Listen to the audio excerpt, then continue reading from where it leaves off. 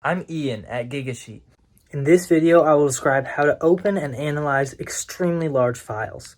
First, go to gigasheet.com to sign up for a free Gigasheet account.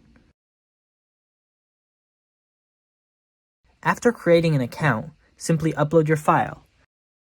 Gigasheet supports a wide variety of upload sources, but for this example, I'll be uploading my file from my machine. Large files can take a while, but it helps if you zip it first. Premium and enterprise customers can connect directly to cloud data sources, databases, and more. Once your file is uploaded, you're good to go. Take a second to note how large this file is. This one in particular has over 90 million rows. You can now filter,